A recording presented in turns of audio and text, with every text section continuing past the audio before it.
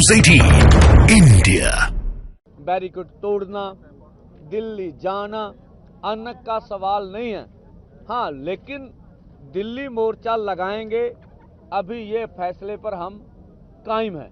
और हम इसलिए रुके हैं कि वार्ता से कोई ना कोई हल निकल जाए।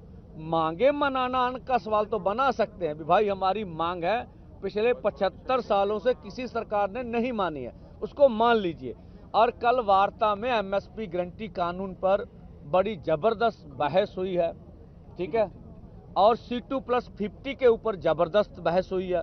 और किसान मजदूर का कर्जा और अन्य मांगे जैसे विश्व व्यापार संस्था से खेती को बाहर करना चाहिए, लैंड एक्विजिशन एक्ट के ऊपर बहुत सी वार्ता हुई है। तो कल सुखद माहौल में वार्ता हुई है। सरकार ने प्रस्ताव दिया कि हम आपसे वार्ता जारी रखना चाहते हैं। हम पूरी देश दुनिया को ये मैसेज देना चाहते हैं कि ठीक है, अब केंद्र भाग जाए, उनकी मर्जी है। जो कुछ मीटिंग में मंत्री महोदय हमें कहते हैं, अगर उसको कोई प्रैक्टिकल में किस तरह से किसान से बात को लागू कर दें तो अच्छा हो जाएगा। फिर तो हम कहेंगे निर्णय। अगर मीटिंग में आप भरोसा देंगे, अकेले भरोसे पे सब कुछ हो जाए, यह संभव नहीं है। उसको किस तरह से कानूनी जामा पहनाएं, किस तरह से हकीकत में किसान खेत मजदूर की मांग मान ली जाए, वो प्रक्रिया में है सारा कार्य। तो हम देश को बना भी, हम बात सीट से भागने वाले नहीं हैं। हमारा अंतिम निर्णय होगा कि हम आगे बढ़ेंगे जब हमारे पास और कोई चारा नहीं होगा। हमारी मजबूरी होगी कि भाई वार्ता भी देख ली, सरकार को समय भी दे दिया, सरकार से सुना, कहा सुनी भी हो गई, पर हुई नहीं। और दूसरा, जैसे आप कल थे, इस समय परसों जब हमने किसानों को जिस तरह से एक तरफा ड्रोनर ने बमबारी किया है, हमने उसको रखा।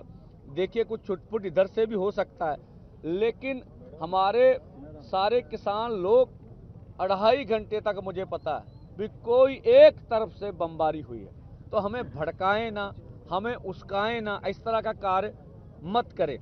और हम पूरी देश दुनिया के जितने बुद्धिजीवी हैं, जितने हमारे सभी सहयोगी भाई हैं, उनका सहयोग मांग रहे हैं। और सहयोग बड़े पैमाने पर हमें मिल भी रहा है।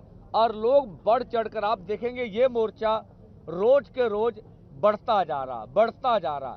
तो ये लाखों लोग, चाहे शंभू बॉर्डर हो, चाहे खनौरी बॉर्डर हो, वहां पर इकट्ठे, और अन्य बॉर्डरों पर भी आपको बताकर हम कहेंगे भी 3 धरने हरियाणा के अंदर शुरू हो चुके हैं और लगातार बढ़ रहे हैं, जिसकी खबर, क्योंकि इंटरनेट बंद है तो इसलिए खबर नहीं आती आपको, तो लग चुके। और गाजीपुर के किसान, और गाजीपुर में भी किसान दिल्ली की ओर बढ़ते हैं। हम चाहेंगे बगैर योजना के कार्य कुछ ऐसा ना करें, योजनाबद्ध तरीके से लीडरशिप की अगुवाई में आप आगे बढ़ें।